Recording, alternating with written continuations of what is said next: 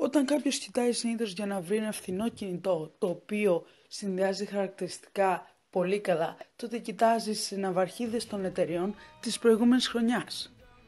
Πάμε να δούμε ποιες είναι οι καλύτερες ναυαρχίδες, οι οποίες έχουν ευθυνίνει αλλά κρατούν κορυφαία χαρακτηριστικά. Πρώτα απ' όλα έχουμε το HTC One M8.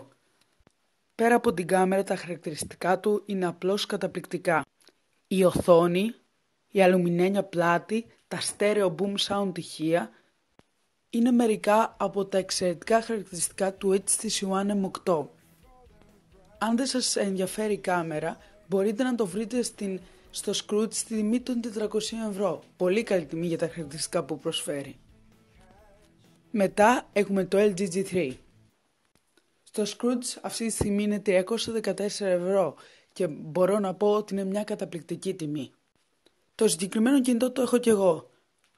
Η απίστευτη οθόνη του, η σχετικά καλή ποιότητα κατασκευής και το λαγκάριστο Android του συντελούν επίσης σε ένα κινητό με χαρακτηριστικά flagship. Η τιμή του είναι πραγματικά εξωπραγματική. Σας το προστείνω ανεπιφύλακτα.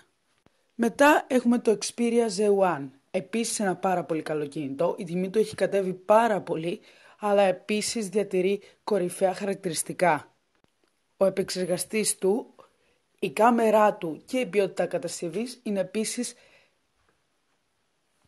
κορυφαία. Μάλιστα είναι και αδιάβροχο. Μπορείτε να το βρείτε περίπου στα 240 ευρώ στο Scrooge.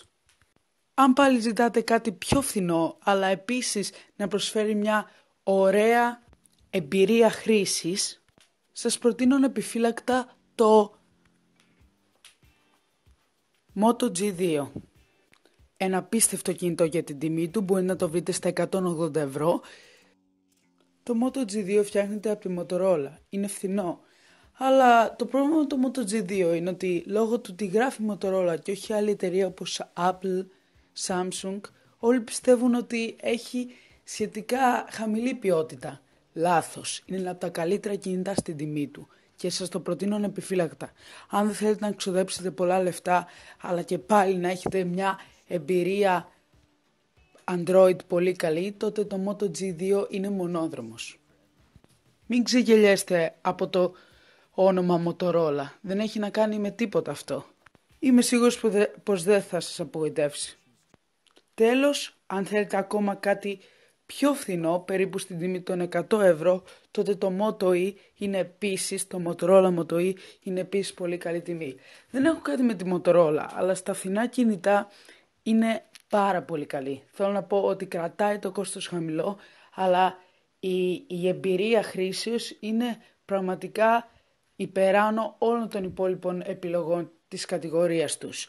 Αν θέλετε φθηνό κινητό, η Motorola είναι καλή. Αν θέλετε ακριβό κινητό, καλύτερα να πάτε στις άλλες επιλογές που σας έδωσα.